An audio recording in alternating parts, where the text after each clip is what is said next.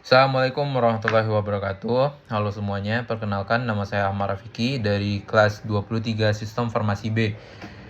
Pada video kali ini saya akan membuat tugas dari mata kuliah Audit dan Tata Kelola IT yang mana akan merangkum materi tentang COVID-19.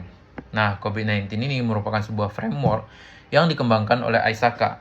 Tujuannya yaitunya membantu organisasi dan mengelola dan mengatur penggunaan teknologi dalam sebuah organisasi. Dalam era digital saat ini, hampir seluruh aktivitas bisnis bergantung pada teknologi, sehingga diperlukan suatu sistem tata kelola yang mampu memastikan bahwa teknologi benar-benar memberikan manfaat bagi organisasi, bukan memberikan resiko. Secara konsep, COVID berfokus pada Enterprise Governance of Information and Technology atau disingkat EGIT. EGIT merupakan bagian dari tata kelola perusahaan yang menitik beratkan pada bagaimana teknologi informasi digunakan untuk mendukung tujuan bisnis. Artinya, teknologi tidak boleh berjalan sendiri tanpa arah, tetapi harus selaras dengan strategi perusahaan.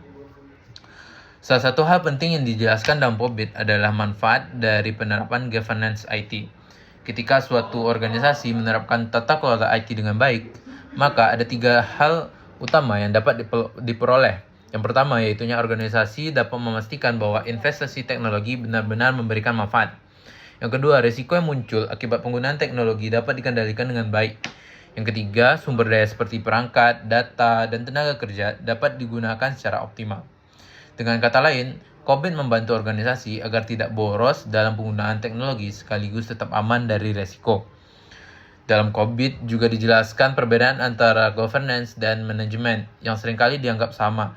Governance lebih berfokus pada penentuan arah, evaluasi keputusan, serta pengawasan terhadap pencapaian tujuan. Biasanya peran ini dijalankan oleh pihak manajemen, atas atau dewan direksi. Sementara itu, manajemen berperan dalam menjalankan aktivitas operasional sehari-hari berdasarkan arahan yang telah ditentukan. Pemisahan ini penting agar organisasi memiliki struktur kerja yang jelas dan tidak terjadi tumpang tindih tanggung jawab.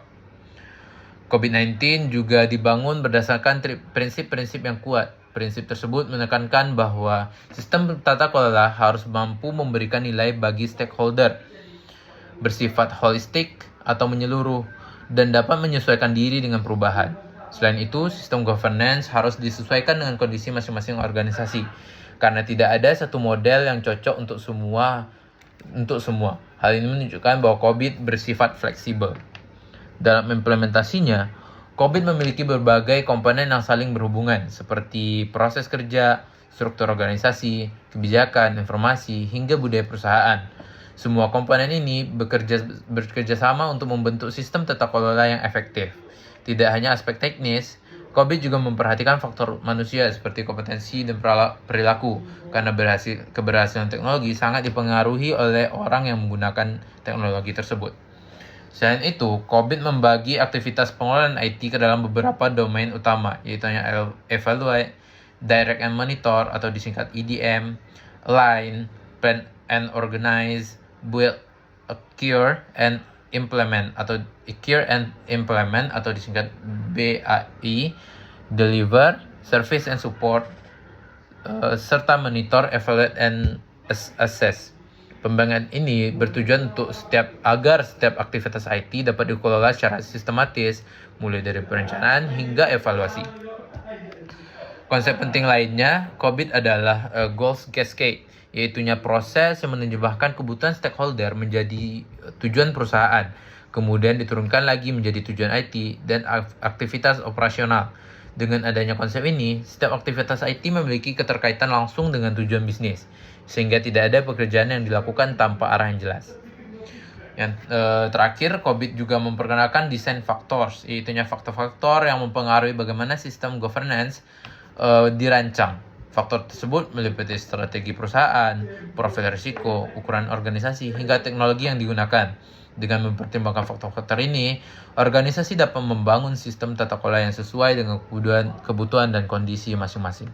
Mungkin cukup sekian rangkuman dari mata kuliah Audit Tata Kelola IT saya pada malam hari ini.